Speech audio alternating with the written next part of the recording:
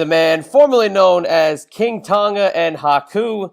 He is a former WWF World Tag Team Champion, a former WCW Hardcore Champion, the face of terror, the face of fear, the one and only Meng joins us tonight on the Two-Man Power Trip of Wrestling. Meng, thank you so much for coming on with us. Thank you for having me. Oh, it's our absolute pleasure to welcome you in. What's something that the young guys come up and ask you? Do they talk about the myths of Haku, or do they want to pick your brain and find out some of the things that have gone on in your career?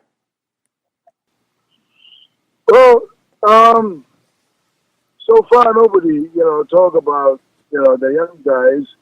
But, for myself, wherever I'm at, I would like to leave something for them. You know what I'm saying?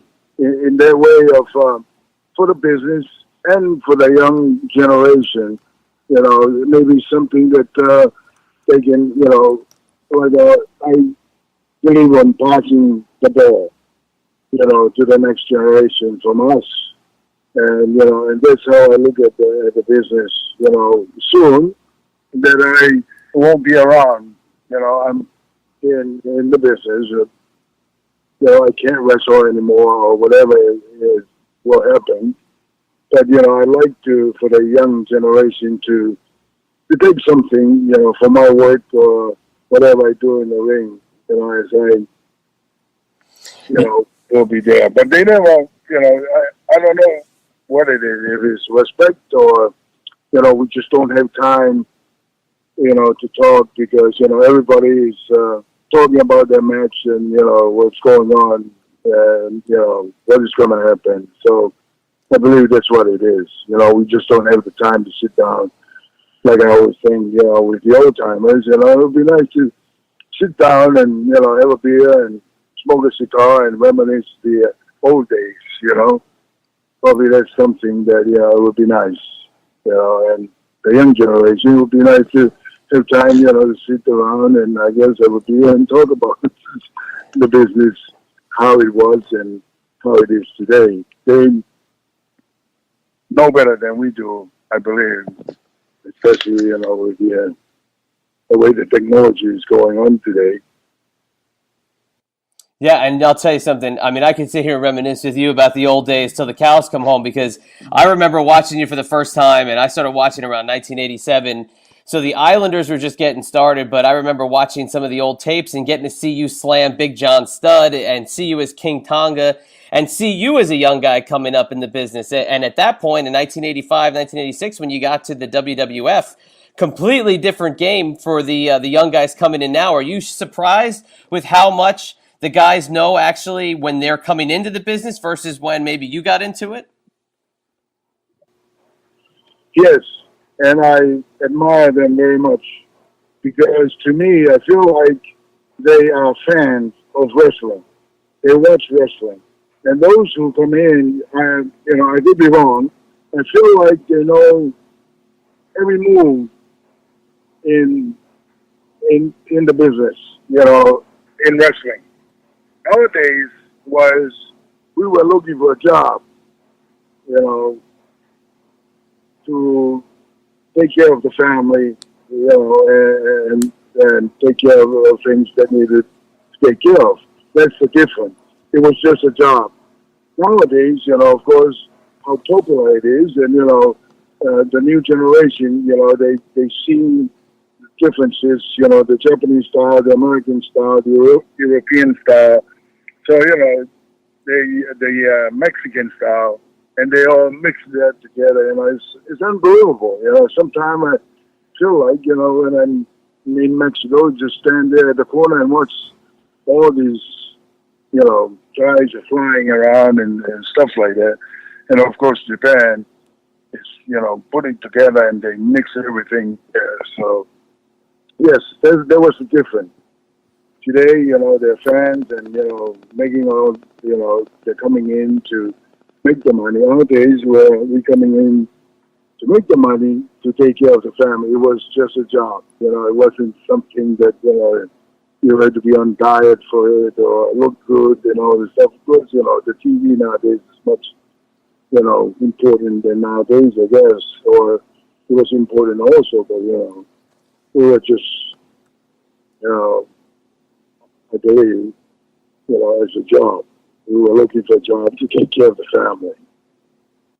Yeah, and even though I saw you when you got to the WWF, I mean, before you got there, I mean, you wrestled in Japan, you wrestled in Montreal, you wrestled in Puerto Rico, and you had so much under your belt before you got to New York and before you got to the WWF. So I guess my next question would really be, when you got to New York and you already had all that experience under your belt, was New York kind of a surprise for you to see the a little bit more of the giant characters, the cartoony characters coming to life versus maybe some more of those serious promotions that you were in, especially Japan and also up there in Canada?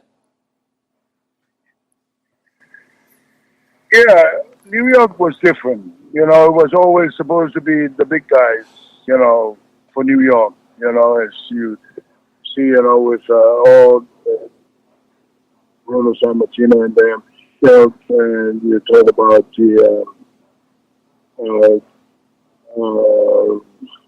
all the guys that those days, Peter Maivia, Rocky Johnson, all those guys were, they were big guys. Dungan, all those, that, you always feel like, there'll be the dream to be in, it's like, at the time the business was growing and, you kind of, where I'm going to be at, they shove you around.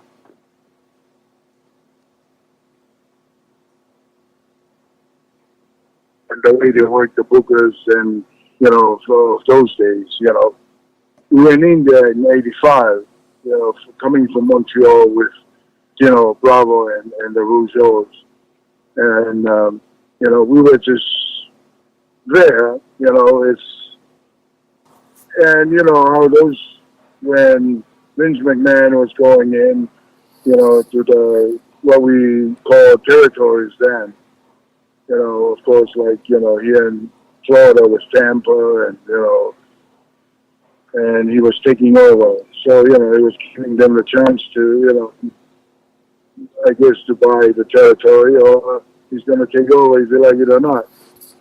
So, but when Tina and them sold to him, it was, he wanted,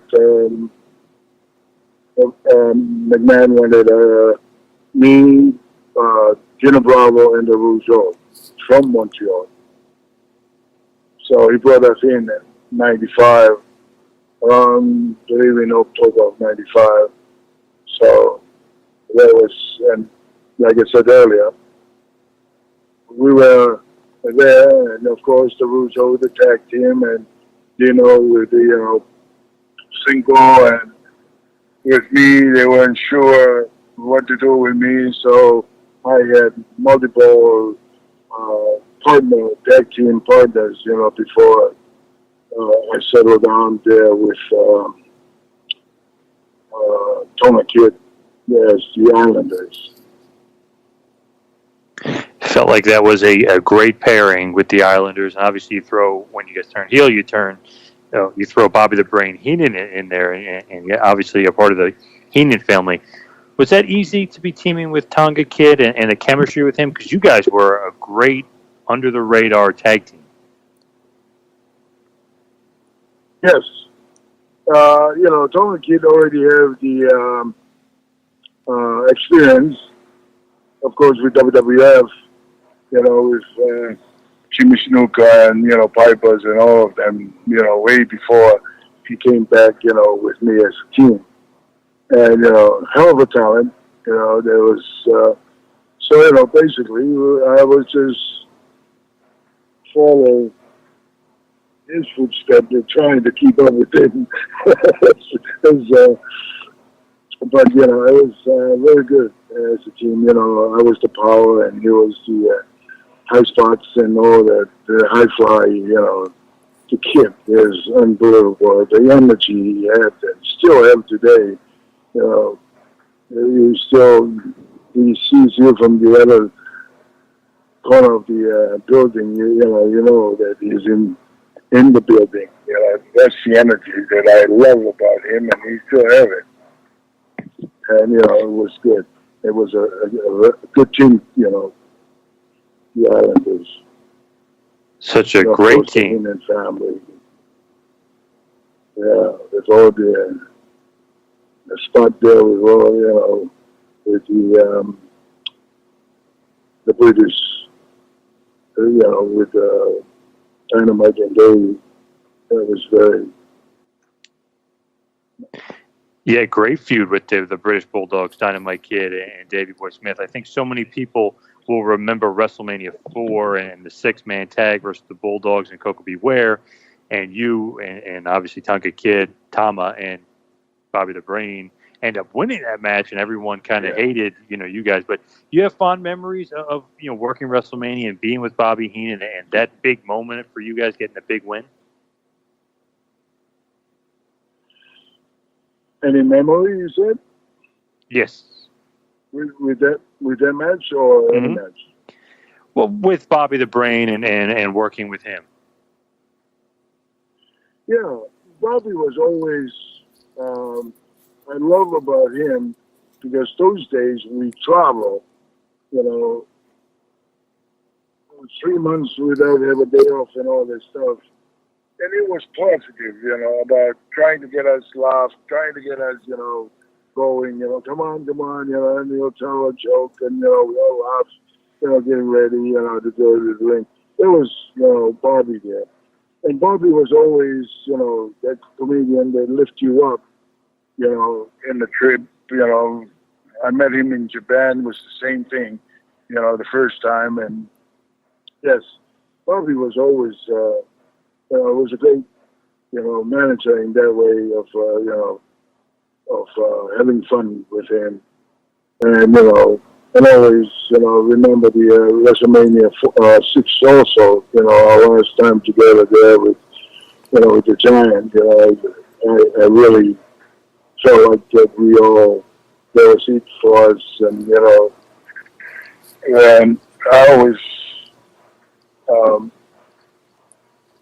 remember and have that in, you know, in my mind, and three of us, you know, before we went into WrestleMania 6, it was something that we all look at each other like, oh my God, you know, is this it? We won't be seeing each other again, and something like that. But of course, you know, we did. It's just, we all know that they're going to separate us, you know, in that match. So, Bobby, yes. Miss him, you know. I hope he's rest in peace. And, you know, there's those other things that then you look around and, you know, start looking at, you know, a lot of guys passing away, and I guess that's how life is.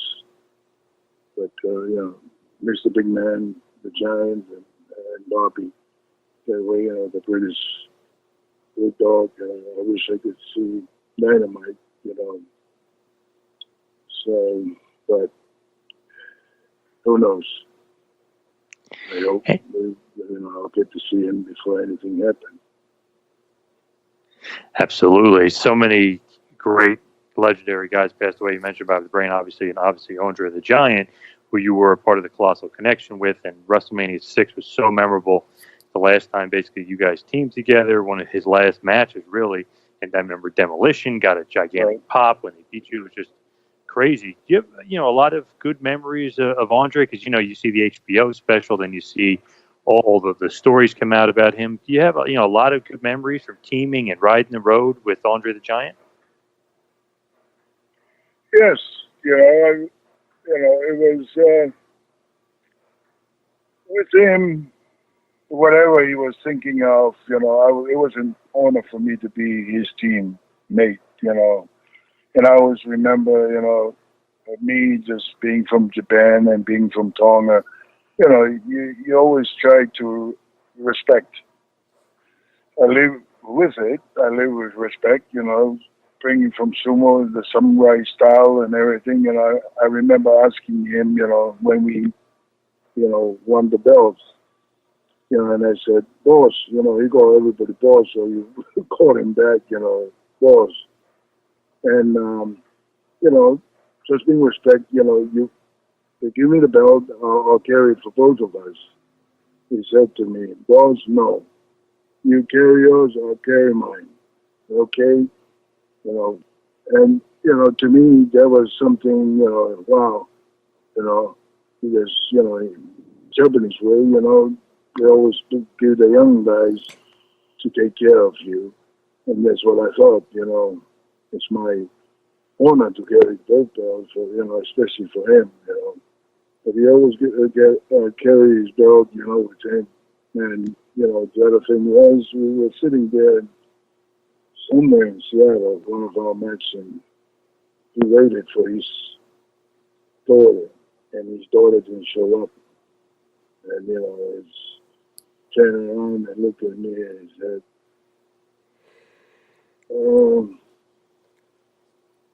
I'm very sad. Look at me like, what? He's out of nowhere. I said, what's going on? I thought he was joking. But, he was kind of serious about it that, his daughter is not coming to see him. And I said, maybe, tomorrow or so that, she'll come over. He said, no, the mother told her not to come and see me. So, I just keep quiet, and but there was, I always remember that of him. And, of course, after the match, we go out and have something to eat and drink. And, when I had enough, I get up to leave, and, he's laughing because I can't find the door. The bar. Hey, boss, you need some more? I said, no, I'm good. In the same time, because he was thinking that he was bigger than you. He always thinks you're the same size, especially with me. The way we eat and the way we, drink. I have to drink every beer that he drinks, But it gets to the point that, after 6 years, you're drunk, he's still going, But that was the fun part of him and the memory of him. He was so nice and so good all the time. And if Tim White show up, Tim White will, where to take him, before. So he wants to take me over, their favorite place, their favorite restaurant. It was very good and enjoyable time like that. So the legendary stories of him drinking so much, those are all true. He really can drink, 100 beers in one sitting. I believe so, because I'll tell you, the first time that I ever drove him from here in Florida, it was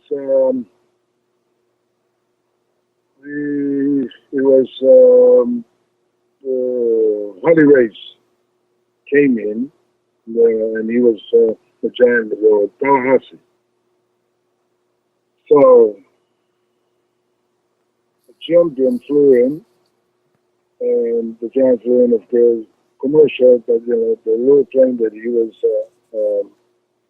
Honey Race was on, was one of the promoters there. So after the match, to make it short, he told the giant, I'll see you tomorrow. Since you can't get there tonight, so we can have a few beers. He said, what? He said, the giant, I said, what, boss? He said, I'll see you tomorrow. So he said, I'll see you tonight. Right over that, Mike Graham had a bar at the time here in Dale Maple in Tampa. So, of course, I'm the driver, and Rocky Johnson was sleeping at the back. We stopped the first. Was 2 cases of beer.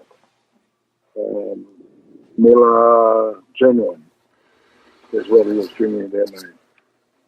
So there was 2 cases of beer, and after we got it, he said to me, "Boss, no red light, keep going. Now we're gonna try to get to to Tampa.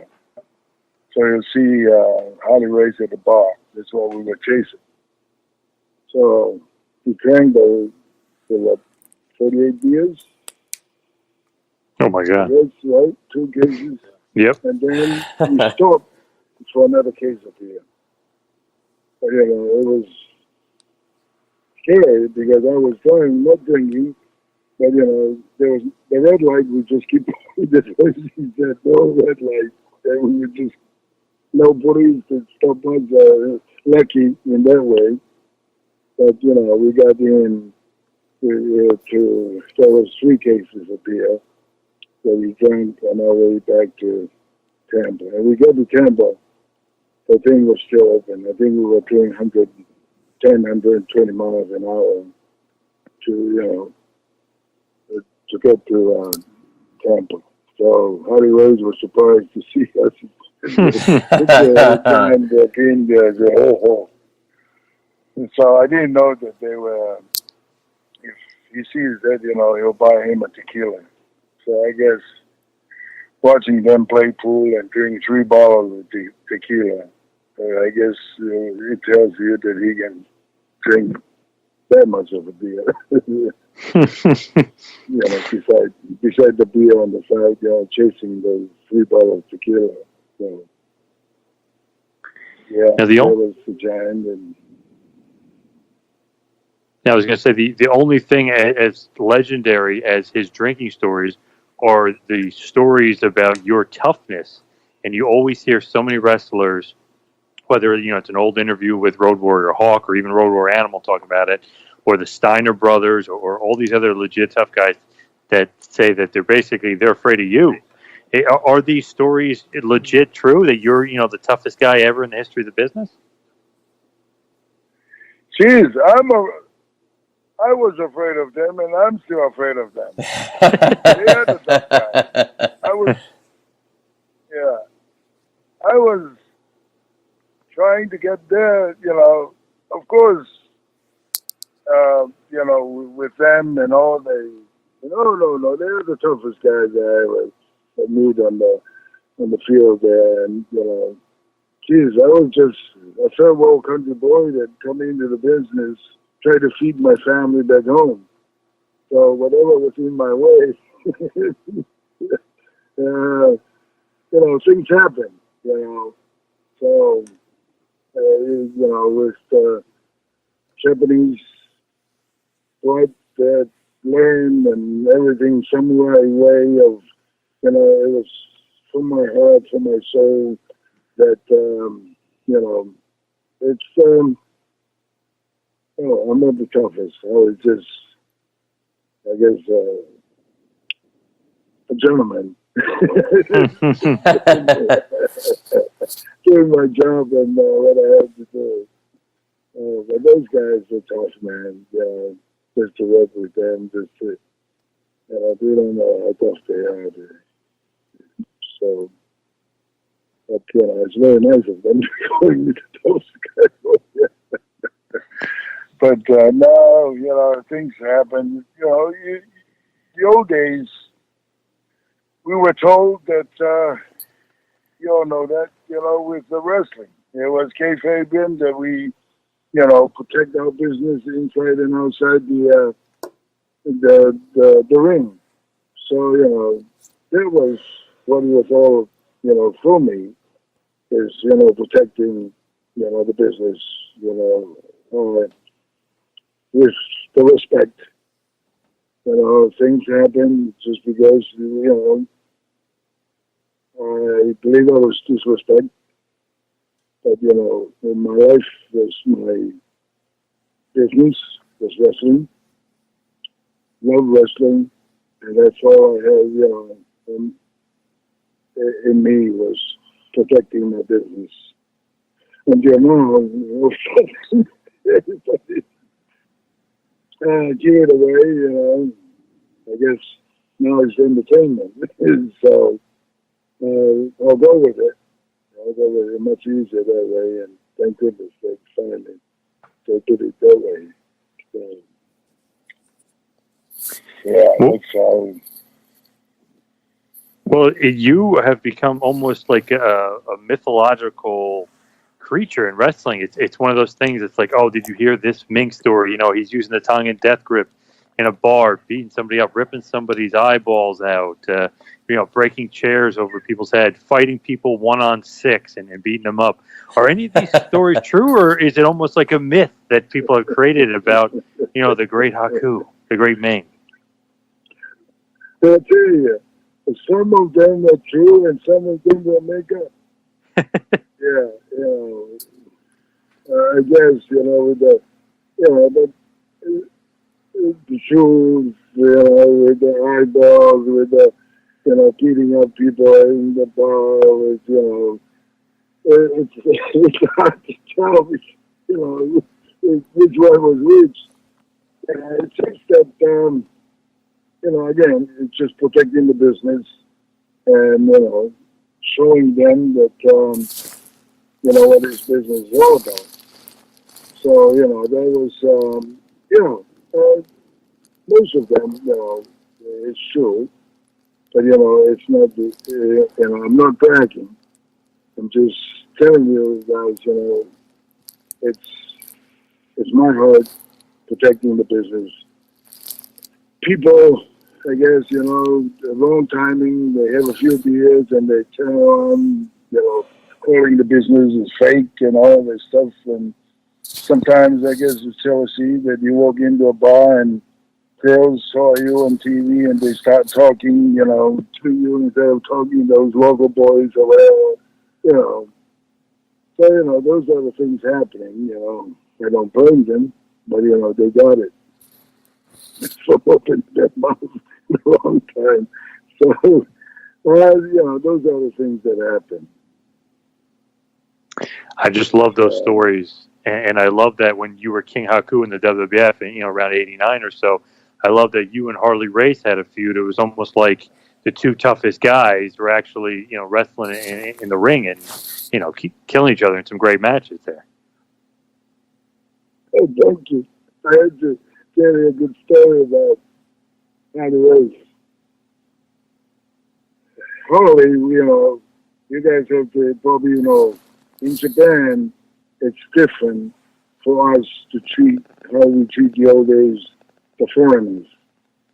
Especially, you know, you're talking about the Harley Race as a champion, you know, Ric Flair as a champion. You know, these guys are coming in as, they're like king of, you know, that they are of the ring. And, you know, Cruiser Brody, all of them, you know, all the respect, you know, Butcher, you know, all these guys, you know, the Sheik, you know, the original Sheik, you know, the respect and everything, you know, for the people there until they show up in the ring and, you know, run around and the fans, of course, you know, they're scared to death, you know, trying to. But what happened, you know, now that they're getting ready to send me over to America to get my experience and everything so I can come back, you know, to Japan. So, Harley Race came in a few times, so they put me with Harley Race to carry his bag, you know, his wife's bags and all this stuff, you know, the young boy. In the same time, what Giant Bubba wants me to do, to learn how to speak English from Harley Race. And, you know, you guys know Harley Race, he doesn't talk too much. He doesn't, you know, and especially in Japan, he doesn't speak Japanese or try to, you know, except maybe his matches with Baba or whatever. So here I am trying to, you know, ask him, you know, of course, my English in those days, you know, bags ready. He just, you know, shake his head, yes, you know, with the cigarette smoking. You know, you guys know how he smoked that cigarette. You know, he loved that cigarette, you know. And he just shook his head, okay, so I take his bag over there. So, you know, Baba, you know, always, you know, he's thinking that I learn how to speak English, that I think it's So at the end, I said to Baba, Baba said to me, Tony, have you learned any English from the champion? I said, in Japanese to Baba, no, he doesn't talk much. He smoke a lot. And so, of course, I told him that the story that he invited me to school, and I told the students, what was there. And I'm sorry for my English because it was there. It was Hollywood's fault that I don't speak good English. But that was Hollywood's the old days. And the thing is, he was standing there and look at, he have one bag and his carry-on, and his wife had 6 bags, and they're coming in for 1 week. So he always shook his head when his wife cleaned the bags out of the hotel, to get, so I can put it in the bus there for wherever we travel to. But that's all about my English, guys. It was Hollywood's fault. But you guys, when you did get to have your little feud there in the WWF, you got to feud over being the king, and obviously, as King Haku, you had quite the reign of terror there for a little while. So now, did you find it to be quite an honor to be the king of professional wrestling? Yes, of course. It was an honor for me, to be a king, and of course, from Hollywood, I'm glad he handed over to me. But, for me, I never forget that, and I always feel like, I think he carried it up for me for my hard working, taking care of him. No, but that's, just being a young boy. Yes, of course, and, and I'm sure the Japanese too, the company, Baba and New Japan were honored that, that he did that, to me here in America. So yes, never forget it, and always grateful. And and it was at a time too where Harley Race was pretty much nearing the end of his career, and was fighting some pretty bad injuries. So the fact he was able to hang on and pass the torch to you really speaks to how much he did respect you and the relationship that you guys had. So that's always something kind of cool to look back and see the connection you had to him early in your career, and then to see him pass the torch to you later on. That's got to be quite the old feather in the cap there. Yes, very, very true. Thank you. Yes.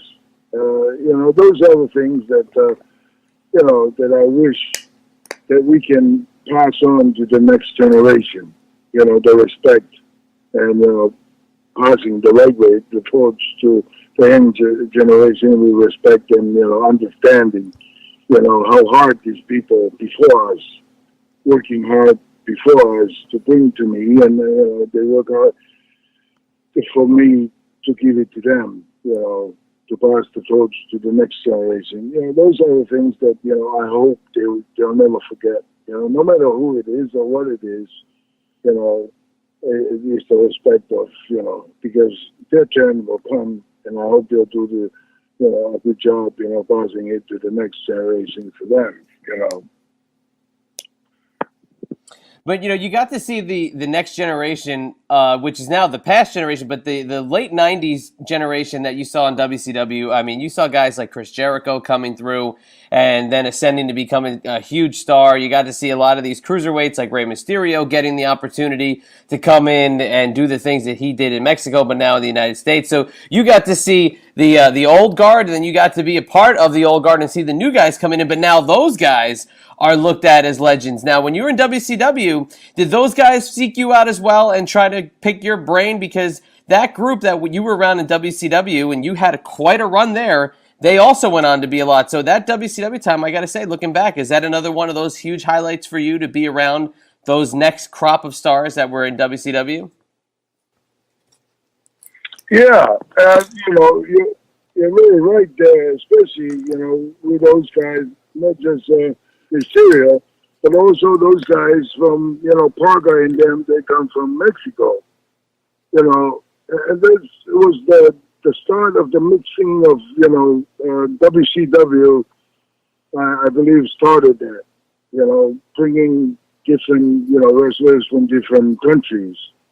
So, those are the things that, yes, definitely, those are, and I'm, thankful and grateful for that opportunity also that I had with, as Ming running, on WCW after, being Haku, King Haku in WWF.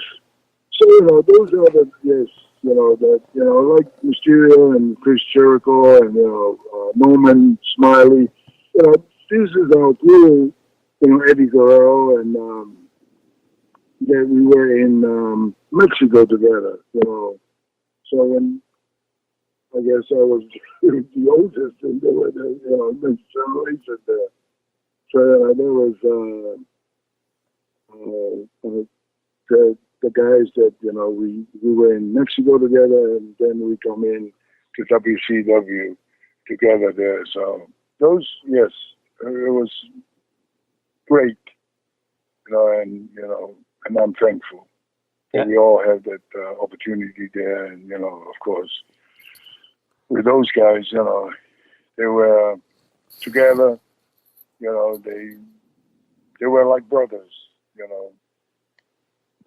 Yeah. Jericho and those guys, stick together, and Malenko, they were Benoit, those are the guys. And then, when I came back to them on WWE then, those guys were champion, and they were up there, on top,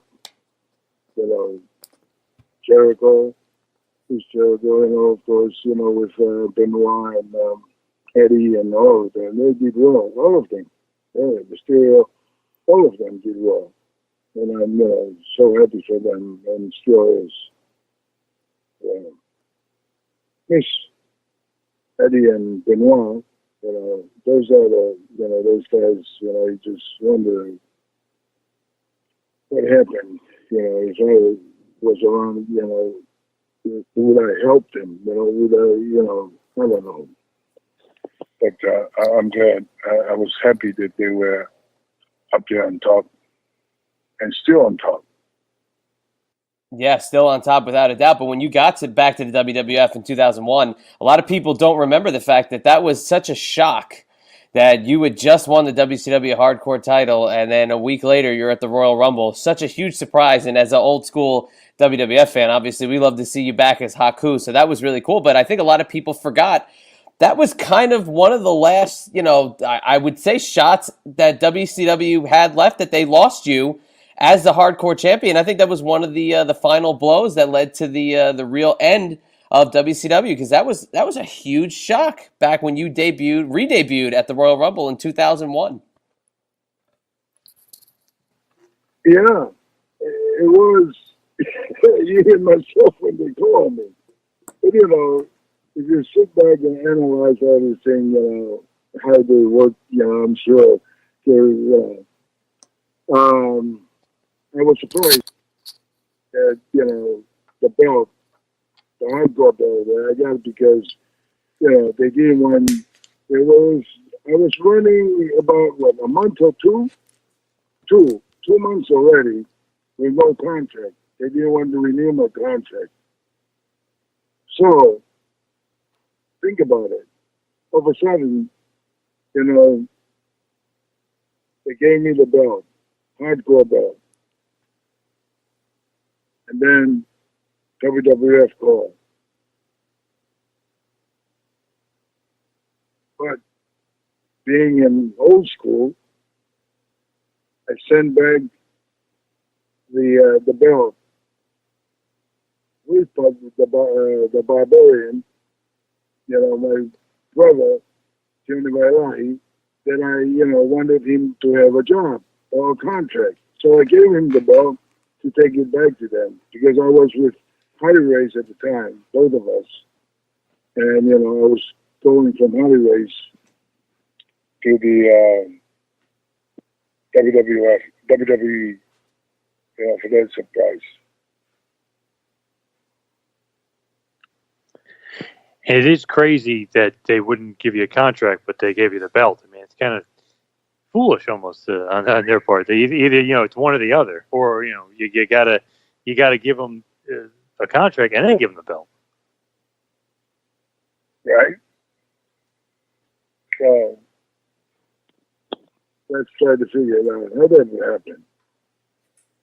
And WWF called. And I was supposed to be in, old school. I'm sitting the bell back trying to get my father Barbarian job. And I believe that's why I had a short run with WWE. Absolutely. And then you team with Rikishi, fought Undertaker and Kane, and obviously you left again. But as we start to wind it down a bit here, I just had to ask because I know you literally worked everywhere from Florida to Japan to many different places in Japan, Mexico, WCW, WWF. I mean, Montreal, Canada. I mean, you've wrestled everywhere. It seems like for whatever weird reason, you may have wrestled Tenryu in almost every promotion, whether it was All Japan, SWS, WWF. You wrestled him, but is he one of your favorite opponents, or do you have some favorite opponents that you've had and some favorite matches? Because it's funny that he seems to have, or you seem to have followed him almost everywhere.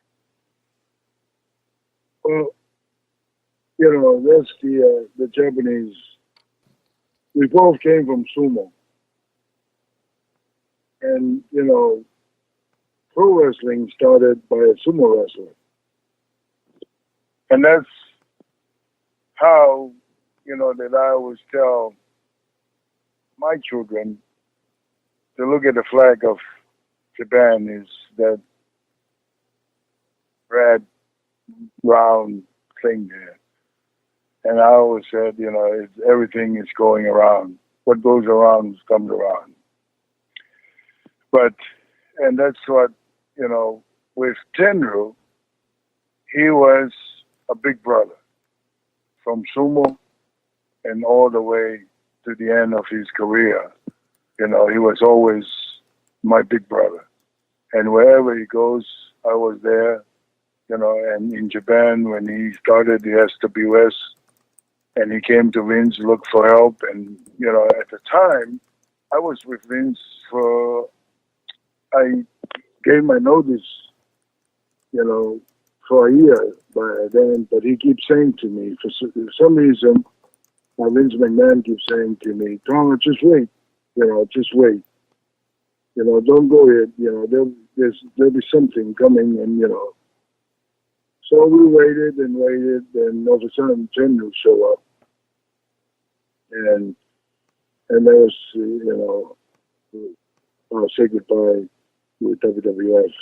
But, Vince said, go whenever you're done with SWS and come back over here, So that was the thing. But with Tenryu, yes. I respect him. He was what we call in sumo sekitori. He's on top there, fighting the grand champion and everything. And, and known them from there. And their stable was just about, 500 yards from us. Sometime we call it the Keiko. We go to their place and wrestle them, in their place. They don't come to us because we were under, we didn't have the toughness like they do, so we go to them. But I was respect.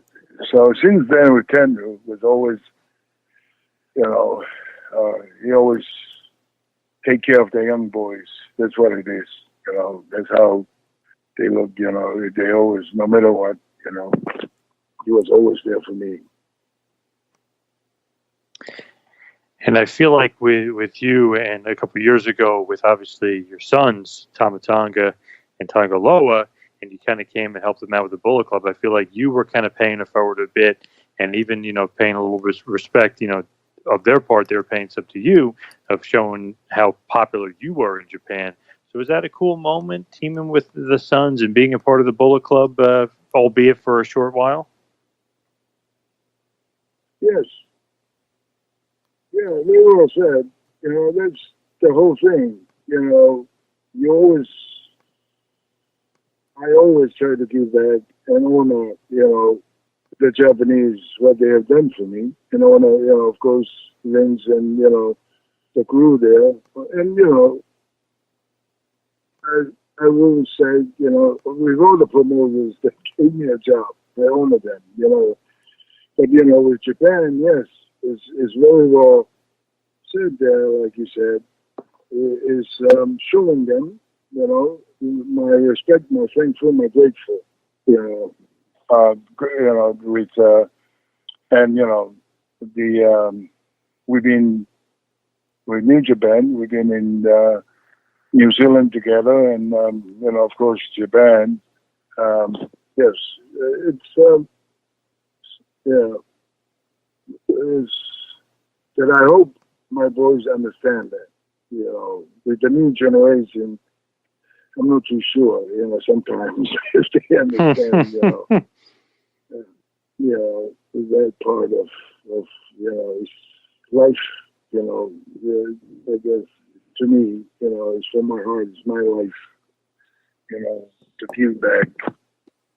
It's my life to show them the way, and I hope they understand that.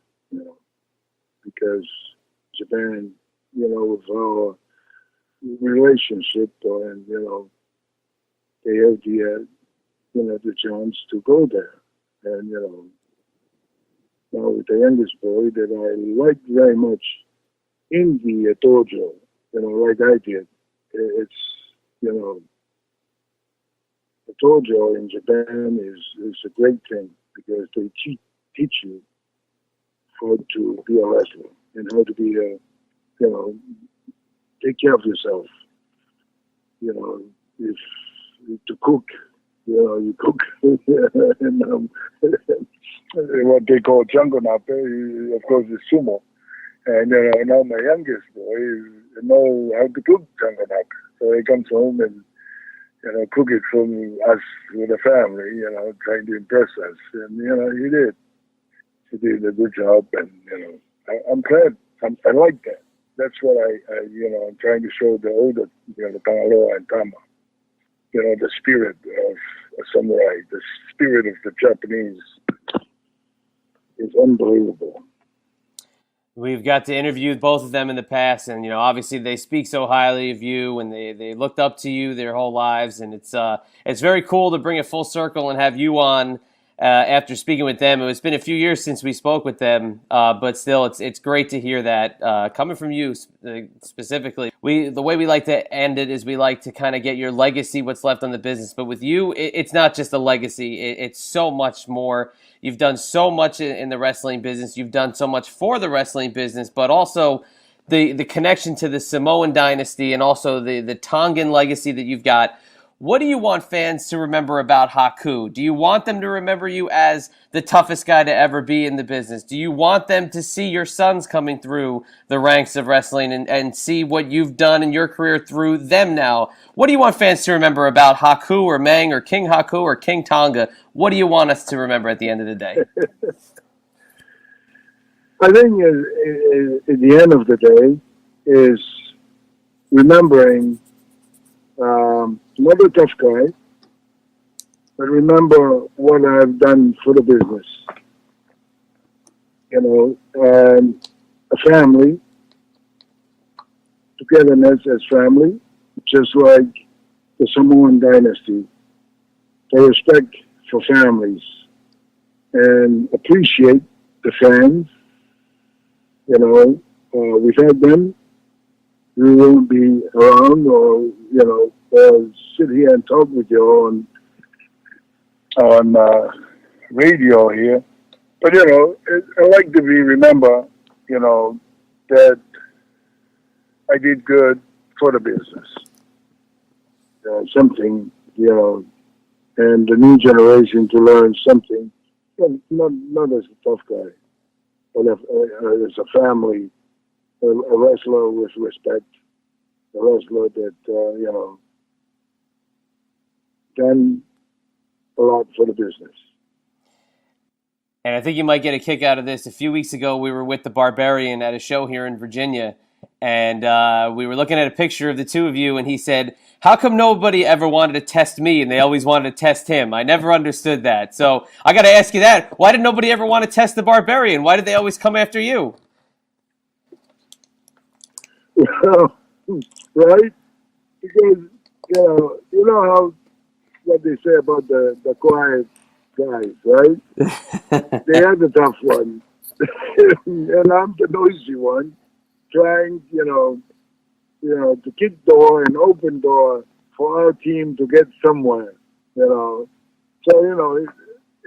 and I'm thankful, if there's somebody there so graceful is Barbarian.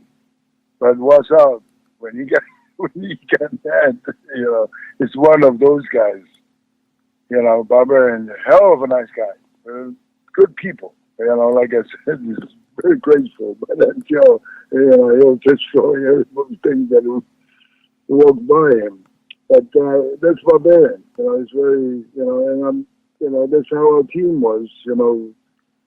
He'll whisper to me something, whatever he wants, and, when we talk or whatever, so he'll tell me, can we go out and talk, and then we come back.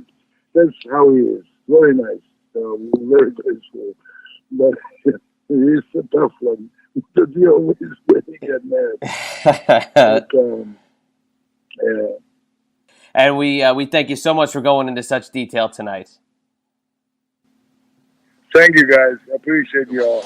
Thank you for watching the Hannibal TV.